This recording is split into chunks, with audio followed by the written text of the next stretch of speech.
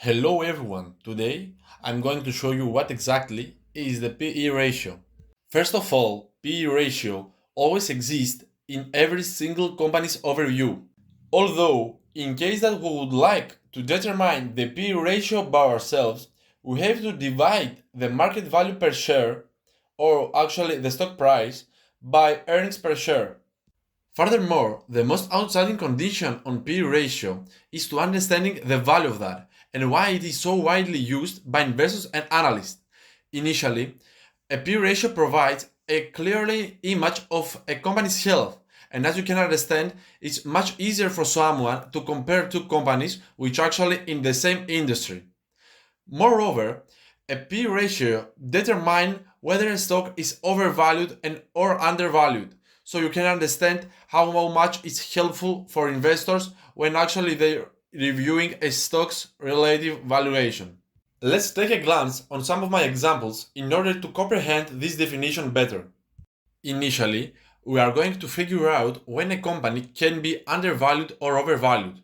In this picture, we can distinguish that the red line, which actually belongs to the earnings line, goes lower and lower, and the green one, which actually the prices line, goes higher and higher.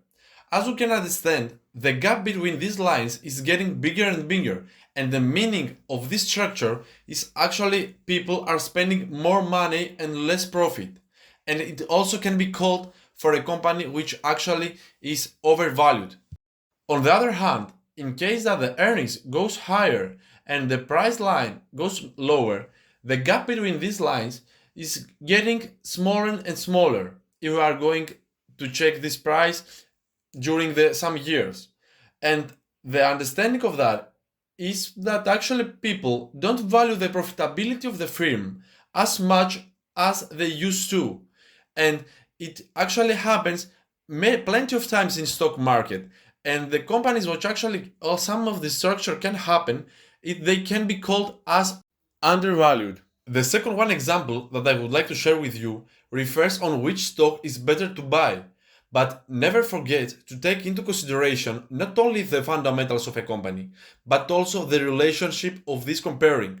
And I mean that when you are going to do a comparing between two companies, you are obliged to select some companies which actually belongs in the same industry.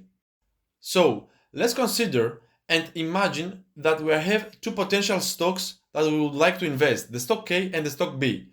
The price of the stock A is $30, which is higher from the stock B, okay? But the P ratio of the stock A is much lower from the P ratio to the stock B. And the question is, which one is better to invest? Please stop the video right now and take into consideration all of the information that I provided you until now. The solution of this problem is stock A, and right now I'm going to determine you some extra details that you have to keep in your mind. Imagine that an investor can expect how will be the dollar amount of his investment on the company to receive $1 of that company's earnings. So, from the previous example, the first one P ratio was 15, which would be much lower from the stock's BP ratio, which was 30. And from these numbers, we can understand and figure out that for the stock A, we are paying less for every $1 of its current earnings.